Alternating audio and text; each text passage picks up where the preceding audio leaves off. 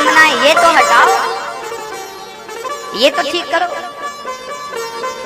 विदुरानी जब देखती है कि मेरे गोविंद आ गए, दौड़ पड़ी विदुरानी, चरणों में जाकर गिर पड़ी, मेरे श्याम सुंदर आ गए, चरणों में गिर पड़ी।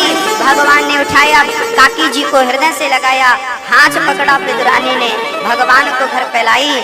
पर बिठाने को ना सोफा था, ना चटाई थी, ना दरी थी, जमीन पर कैसे बिठाए।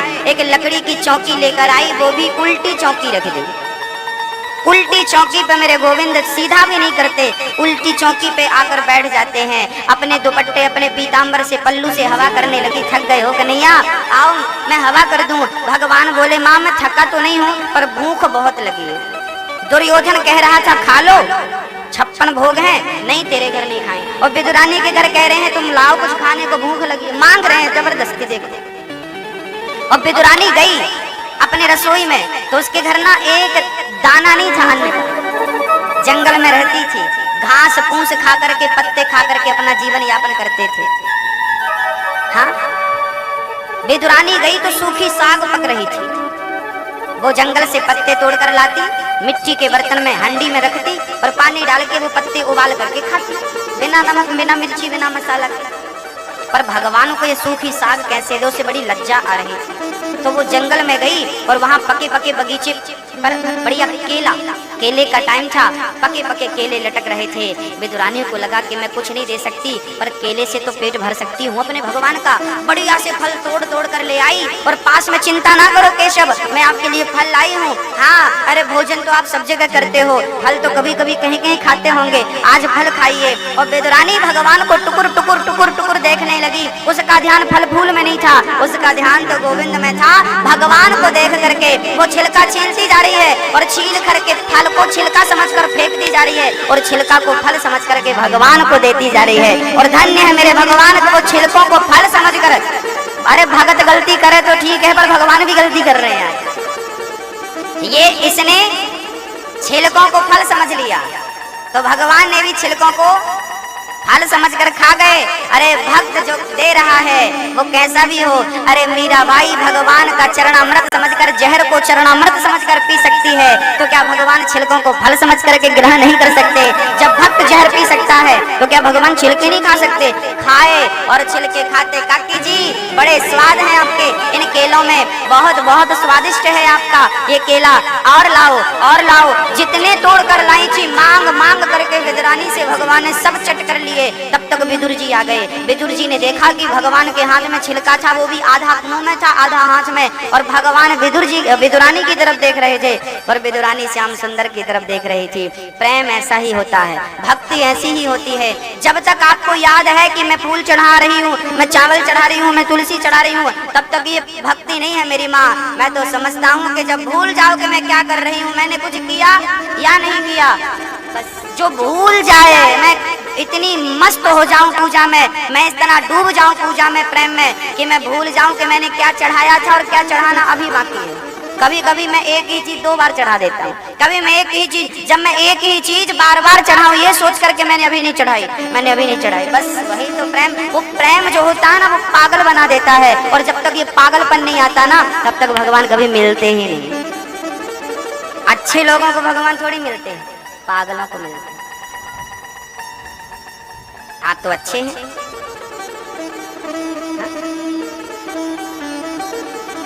मीराबाई सास कहती है, सास मीरा की क्या कहती है, पग घुंघरू बांध मीरा नाची रे। सास कहती है पग घुंघरू बांध मीरा नाची रे, तो सास कहे कुल नासी रे। सास कहे कुल नासी, इसने मेरे कुल का नाश कर दिया।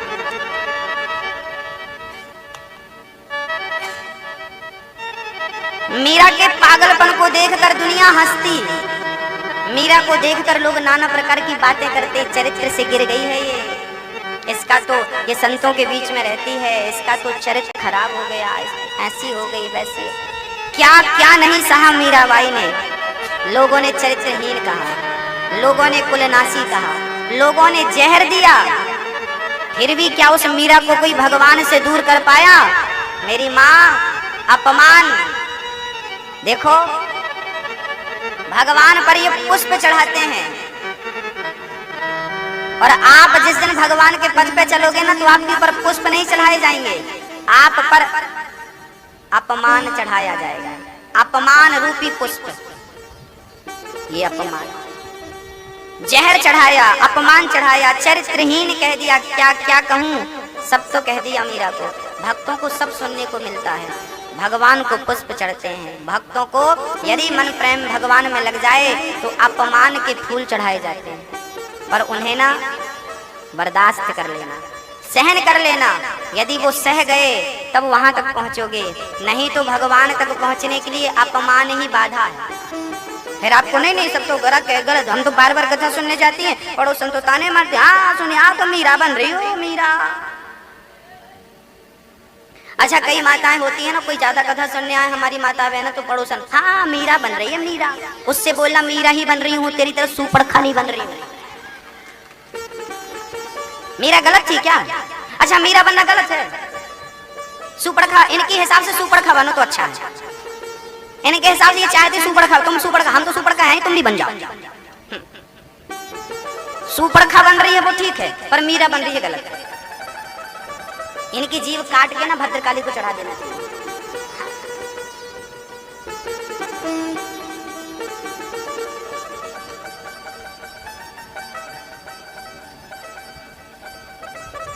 सही है मैया जी।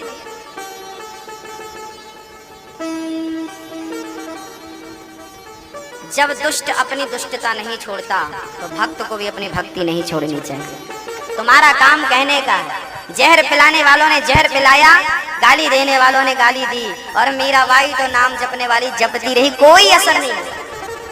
कहते रहो। एक बात बताऊं, एक गिलास दूध में नींबू निचोड़ दोगे, नींबू का रस डाल दोगे, तो वो एक गिलास दूध ना फट जाएगा,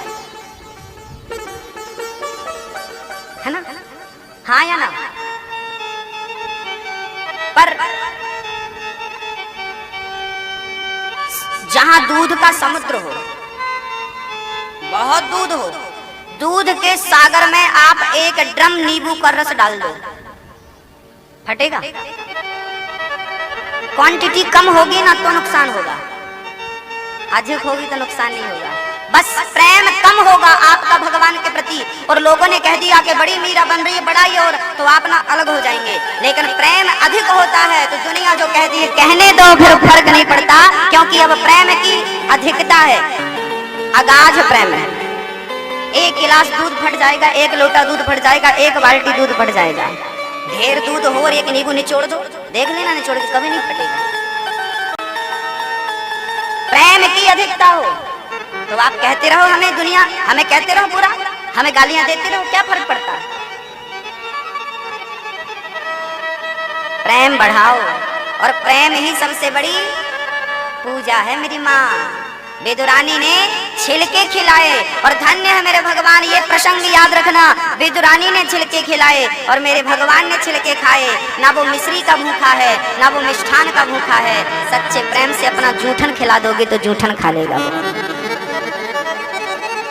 राम ही केवल प्रेम प्यारा, जान ले ये जो जान निहारा।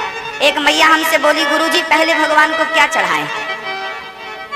तुलसी चढ़ाएं कि फूल चढ़ाएं कि मिश्री चढ़ाएं कि आरती उतारें कि भोग लगाएं कि मक्खन लगाएं कि नहला, क्या करें पहले? कि अगरबत्ती लगाएं, धूप बत्ती लगाएं, पहले क्या कुछ? हमने कहा पहले जो तुम्हारे हाथ में आए पहले वो करो। कुछ भी करो, पर क्या होना चाहिए? यदि प्रेम है तो पहले जो हाथ में वो कर लो, और प्रेम नहीं है तो फिर सब कर लो, क्या फायदा? भगवान कृष्ण तो अर्जुन को भी मिले, भगवान कृष्ण तो दुर्योधन को भी मिले, मिले कि नहीं? दुर्योधन को भगवान मिले कि नहीं? कई बार उसने दर्शन किया भगवान का, हाँ या ना? भगवान कृष्ण तो दुर्योधन को भी मिले, भगवान कृष्ण तो अर्जुन को भी मिले। पर अर्जुन जब भगवान को देखता था तो उस कृष्ण में भगवान नजर आते थे, और दुर्योधन जब कृष्ण को देखता था तो कृष्ण में दुर्योधन को काल नजर आता था। क्यों? क्योंकि अर्जुन के हृदय में कृष्ण के प्रति प्रेम था, जबकि दुर्योधन के हृदय में कृष्ण के प्रति घृणा थी। तो भगवान तो यहीं बैठा है, बस प्रेम के चक्षु चाहिए। जिस दिन प्रेम की आंखें आ जाएंगी उस दिन भगवान को देख लोगे। कण कण में रहता है, वो उसे ढूंढने हरिद्वार नहीं जाना। हरि व्यापक सर्वत्र समाना, बस प्रेम होना चाहिए। क्या जरूरी है मेरी माँ? राम ही केवल प्रेम प्यारा, जान ले ये जो जान निहारा। भगवान केवल प्रेम चाहते हैं। तो हम तो भगवान से, हम तो राधा रानी से कहते हैं,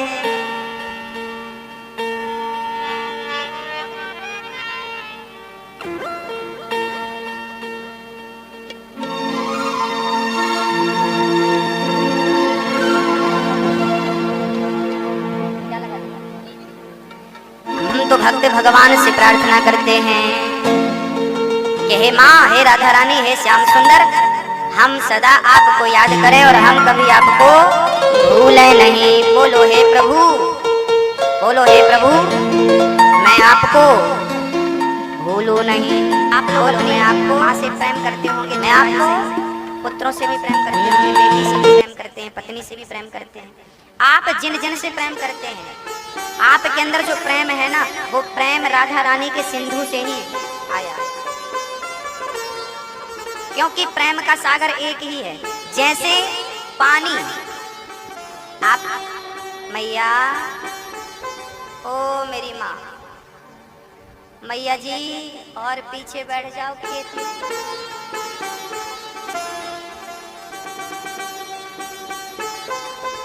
इन बच्चों को रोको, पूरा खा लेंगे।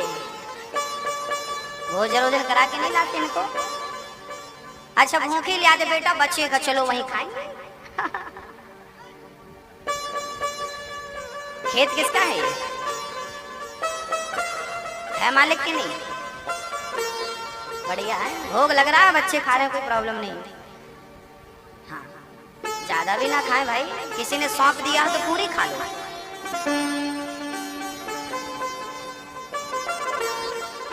अब ध्यान दो मेरी माँ, देखो हमसे बढ़िया चौकीदार नहीं होगा। कथा भी सुना रहे हैं, खेत भी ताक रहे हैं।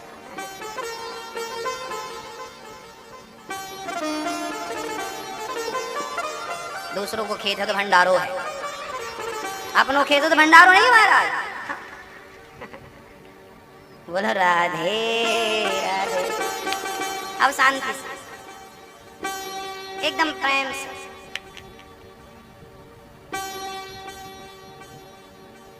भक्तों,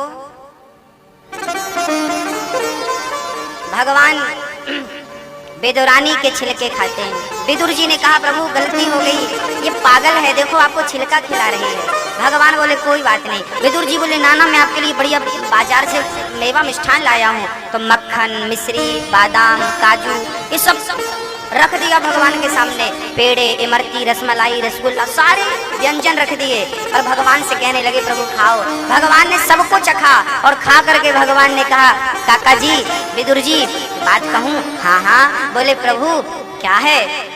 भगवान बोले काका जी क्या है? विदुर जी बोले प्रभु बड़ी मेहनत से लाया हूँ, पूछना चाहता हूँ कि इनका स्वाद कैसा है। भगवान ने कहा काका जी जितना स्वाद मुझे उन छिलकों में आया वो आपके मेवा मिष्ठान में है ही नहीं। वो स्वाद ही नहीं है जो उन छिलकों में था। क्यों मिला छिलकों में स्वाद? छिलकों में स्वाद क्यों मिला? क्यों मिला?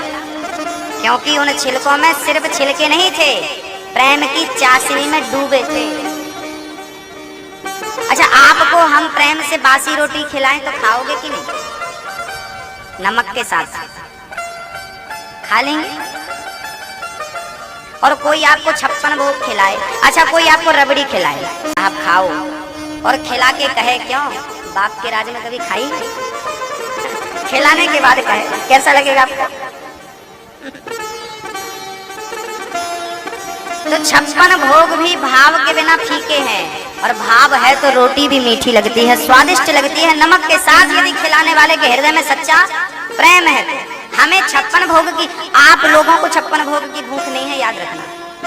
आप और हम जैसे तुच्छ प्राणी है ना, हम लोग ही प्रेम की भूख रखते हैं।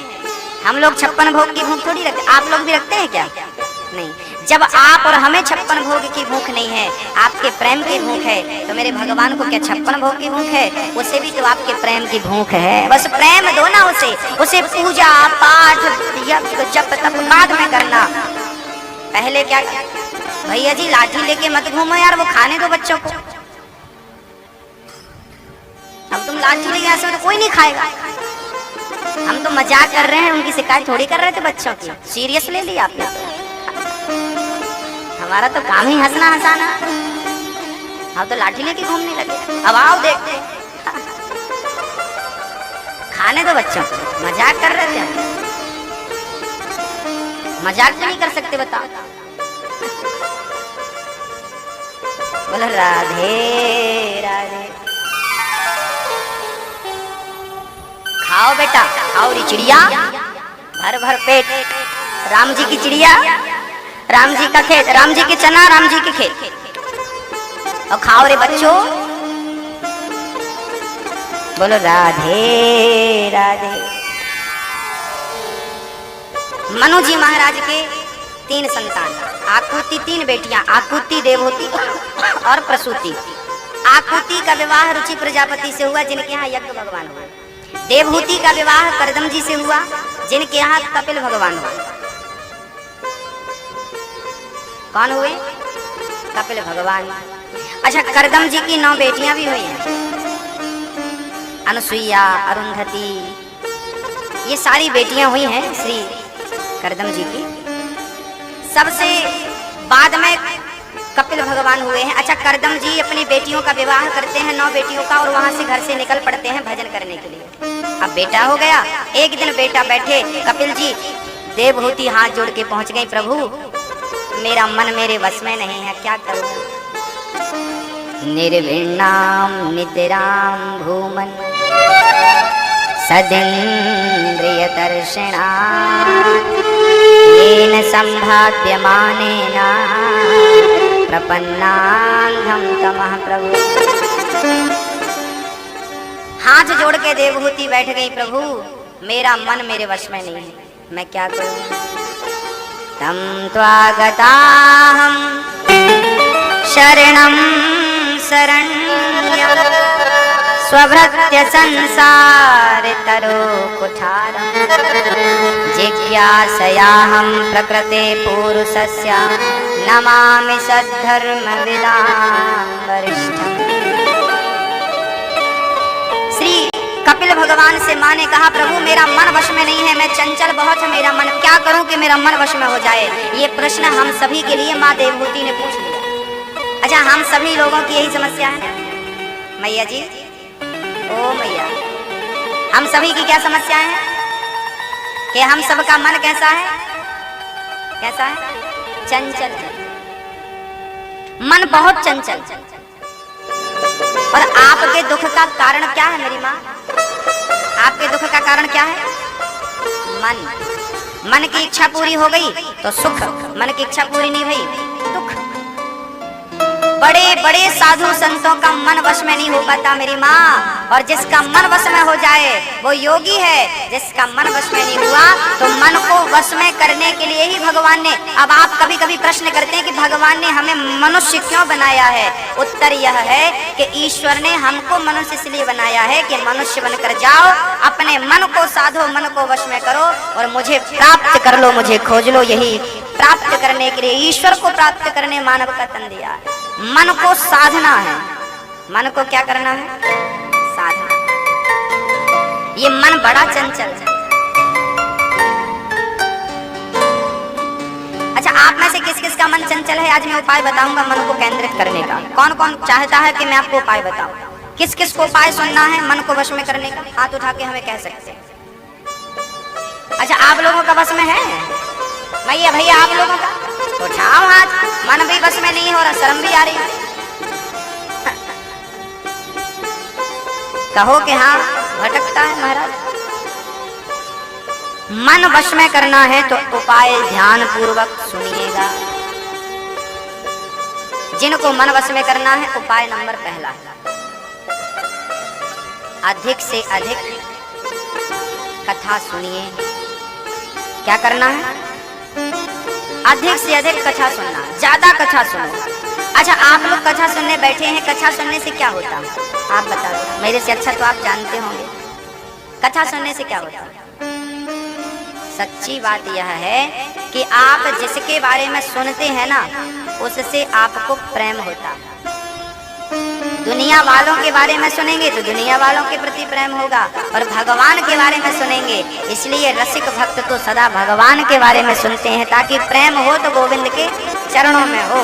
तो भगवान की कथा सुनने से प्रेम होगा, और जब प्रेम होगा तो मन आपका बिल्कुल शांत हो जाएगा। उथल पुथल जो मन में चल रही है ना, इसलिए कहते हैं कि मन को साधो, वो सुनेगा।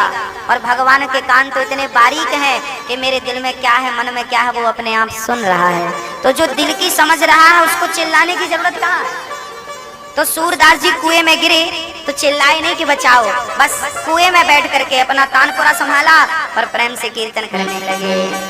हरे राम राम राम हरे हरे, हरे कृष्ण याद करने कीर्तन, कृष्ण कृष्ण हरे हरे, हरे राम कीर्तन करने लगे। क्या हुआ? भगवान को पता चला कि मेरा भगत कुएं में गिरा, और वो चिल्ला नहीं रहा। देखिए, जब आप चिल्लाते हैं ना तो भगवान को लगता है कि आप किसी को पुकार रहे हैं, और जब आप चिल्लाते नहीं हैं तो वो समझ लेता है कि अब ये किसी को नहीं, मुझे ही बुला रहा है। क्योंकि शब्द से दुनिया को पुकारा जाता है, आत्मा और मन के शब्द से ईश्वर को पुकारा जाता है। जो बाहर निकल गया वो दुनिया वालों का, जो अंदर रह गया वो श्री कृष्ण का। समझ गए? जो निकल गया वो दुनिया वालों के लिए, जो रह गया वो निकला हुआ दुनिया के लोग सुनते हैं। अंदर रह जाए उसे कौन सुन लेता है? सूरदास जी गिर गए, भगवान एक छोटे से बच्चे के रूप में आए और सूरदास जी को बाबा, ओ बाबा, सूरदास जी को बुला रहे, बाबा लो आओ मेरा हाथ पकड़ लो और ऊपर आ जाओ। सूरदास जी बोले, बेटा मैं तो अंधा हूँ, मुझे क्या पता कि तेरा हाथ कहाँ है। वो भगवान ही आए थे ना ग्वाल बाल बन के, बच्चे बन के। सूरदास जी बोले, मैं तो अंधा हूँ, मुझे क्या पता कि आपका हाथ कहाँ है। अरे मैं आपके हाथ को थोड़ी देख सकता हूँ, पर बेटा आपकी आंखें हैं, आप तो मुझे देख सकते हो। सच कहूँ तो मैं और आप सब सूरदास हैं। मुझे नहीं पता कि मेरा कृष्ण इस वक्त कहाँ है, मुझे नहीं पता कि उसका हाथ, उसके चरण कहाँ है, पर तुम्हें तो पता है ना कि मेरा हाथ कहाँ है। मैं तुम्हें नहीं पकड़ सकता, पर तुम तो हमें पकड़ सकते हो। हमें कहाँ पता कि आप कहाँ हो। तो सूरदास जी ने कहा, बेटा आप पकड़ लो। तो भगवान ने सूरदास जी का हाथ पकड़ा और हल्की सी ठोकर ऊपर की ओर छलांग लगाई, उठाया, ऊपर आ गए। सूरदास जी बोले, भैया इतना, हमें तो लगा कुआं बहुत बड़ा गहरा है, बहुत गहरा कुआं था। पर भगवान जब निकाले तो कुआं भी गाय का खुर जब रखता है ना तो वो चरण खुर बन जाता है मिट्टी में। याद रखना, जब ईश्वर की कृपा होती है तो ये संसार सागर पार करना इतना ही आसान होता है जितना गाय का खुर पार करना आसान होता है। सूरदास जी के लिए वो कुआं गाय के खुर जैसा हो गया और पार आ गए। अब सूरदास जी को लगा कि मैंने तो बहुत बच्चों के हाथ पकड़े हैं, बहुत बच्चों ने मेरे हाथ पकड़े हैं, पर ये बालक कोई अलग ही है। अब सूरदास जी ने कस के पकड़ लिया भगवान। मैं समझ गया कि आप ही हो, मेरे कृष्ण ही हो आप। ग्वाल बाल बाबा, मैं यहाँ से जा रहा था गैया चरा के, आपको देखा तो मैंने आपको बचा लिया, अब आप मेरा हाथ पकड़ लिए, छोड़ दो। सूरदास जी बोले, अब नहीं छोड़ेंगे, जिंदगी गुजर गई, अब पकड़ में आए हो, अब नहीं छोड़ेंगे हम। तो सूरदास जी बोले, तो एक काम करो, तो ये हाथ कस के तुमने पकड़ रखा है, दूसरा वाला पकड़ लो, ये छोड़ दो। सूरदास जी बोले, ठीक है दूसरा लाओ। वो दूसरा पकड़ने के चक्कर में ये छूट गया और भगवान भागने लगे। और जब भगवान भागे तो सूरदास जी रोने लगे, प्रभु मुझे छोड़कर जा रहे हो, मुझे छोड़कर जा रहे हो, और जा रहे हो तो जाओ, फिर कभी मत आना, पर याद रखना यूं छोड़कर चले जाओगे। हाथ छोड़कर जा रहे हो, कभी दिल से निकल करके दिखाओ तो जाने कि तुम भगवान हो। यहां से निकल कर दिखाओ तो जाने कि तुम मर्द हो। उसी समय राधा रानी आ गया, और राधा रानी जब आई तो सूरदास जी रो रहे थे। कन्हैया से कहा, प्रभु ये भगत कौन है? भगवान बोले, मेरा भगत सूरदास है। तो ये रो क्यों रहा है? बोले, मेरा दर्शन करना चाहता है। तो राधा जी बोली, दर्शन देते क्यों नहीं? कन्हैया बोले, अब आप आ गई हो तब तो देना ही पड़ेगा, अब देने पड़ेगा। तो कन्हैया बोले, सुनो, बाबा बड़ा खतरनाक है, पकड़ता तो छोड़ता नहीं है, तुम पास मत चली जाना। राधा जी बोले, नहीं नहीं, मैं तो जाऊंगी। तो राधा जी चली गई। बाबा क्या आप हमें पकड़ लोगे? सूरदास जी बोले, नहीं हम तो नहीं पकड़ेंगे। तो राधा जी बोली, तो फिर मैं अपने चरण तुम्हारी गोद में रख दूं? कन्हैया बोले, गोद में चरण मत रखना, वो बाबा पकड़ लेगा। राधा जी ने तो गोद में रख दिया। लो, अभी नहीं पकड़ा, गोद में ऊपर रखे थे।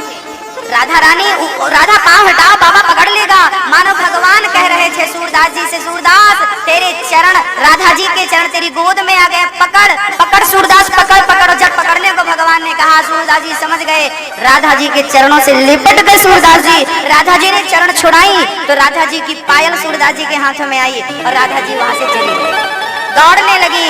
राधा जी ने देखा कि पांव की पायल सूरदास के पास रह गई, फिर आई, बाबा पायल दे दो। राधा जी कहती हैं, पायल दे दो। सूरदास जी बोले, मैं कैसे मान लूं कि पायल आपकी है? पहले इसकी जोड़ी दूसरी दिखाओ। राधा जी ने कहा, ये देखो दूसरी पायल मेरे दूसरे पांव में है, ये पांव तुम्हारे गोद में है, तो पांव से पायल छूट गई।